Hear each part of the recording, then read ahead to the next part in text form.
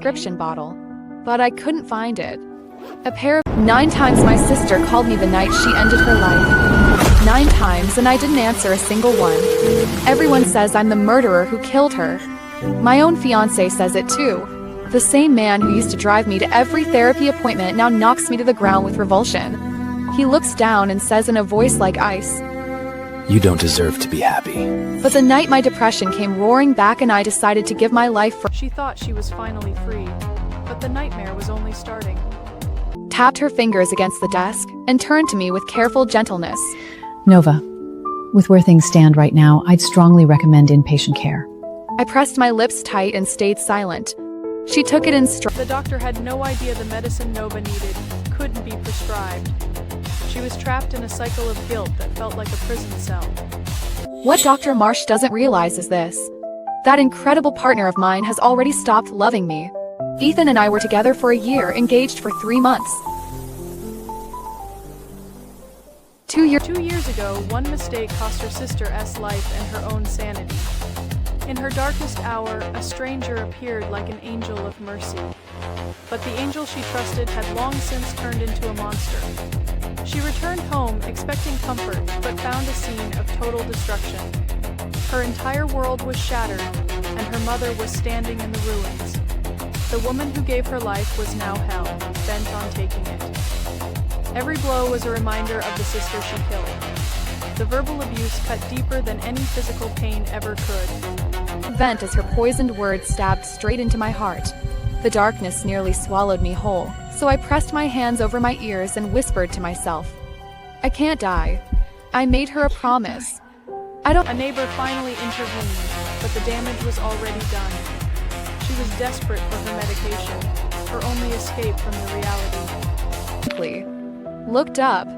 Ethan stood over me with a sneer, an empty prescription bottle in his hand.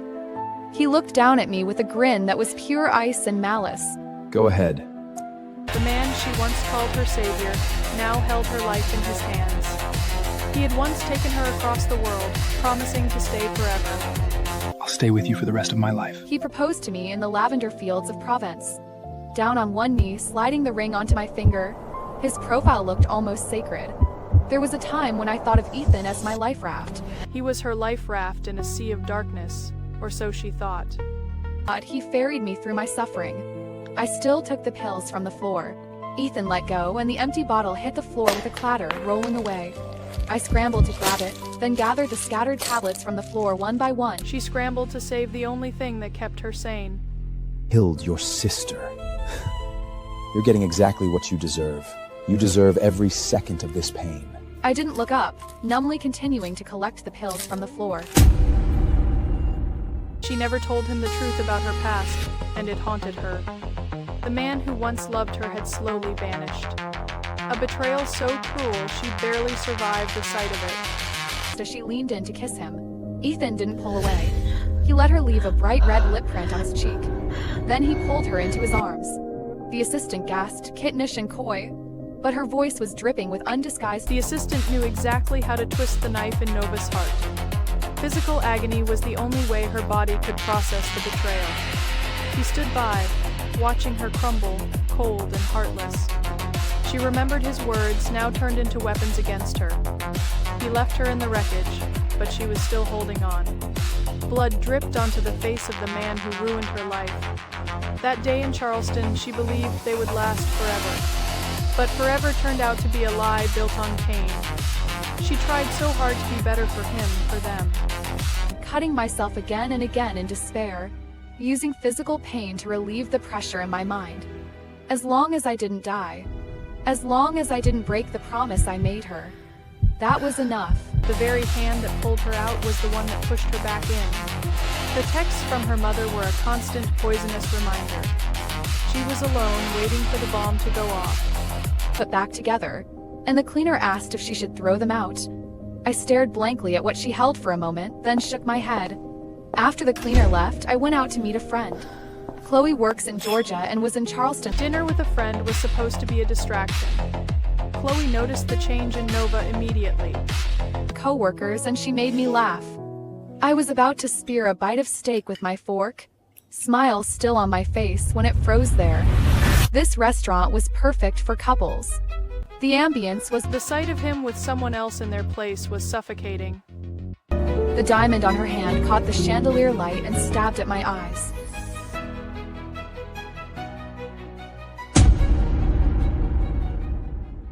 Maybe I stared too long because the moment his eyes met mine, he gave me a smile with no warmth in it.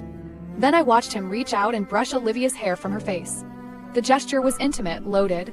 When Chloe followed my gaze, she saw exactly the same thing. Chloe was ready to fight, but Nova held her back. Fell out of my bag, hands shaking as I tried to open it, my stomach cramping in waves. Only after swallowing 2 pills did I finally surface from the crushing suffocation. But I couldn't eat another bite. When I grabbed my bag and left with Chloe, we A moment of chaos as they tried to leave. The assistant's fake smile was the final insult. She was staring at the red pool, completely drained of life. Even in the safety of the car, the despair was overwhelming. She was drowning in a sea of her own making. It's just an engagement. I didn't say anything. I know he was there for you when you were healing, and I was grateful for that too. But he cheated on you. Nova, break it off with The guilt was a chain that she couldn't break. Turned to speak, but went silent when she saw my face clearly. What is it that's trapping you? For a long while, then I heard her ask. I didn't answer. She stared at me, fierce and demanding, like she would force an answer out of me. What was trapping me? Closed my eyes. That pool of red liquid was still spreading, still dripping, like it would never stop. What trapped Chloe, me are were you the She was trapped by the guilt of a promise she couldn't keep. What happens next? Download our app and search the code to watch the full series now.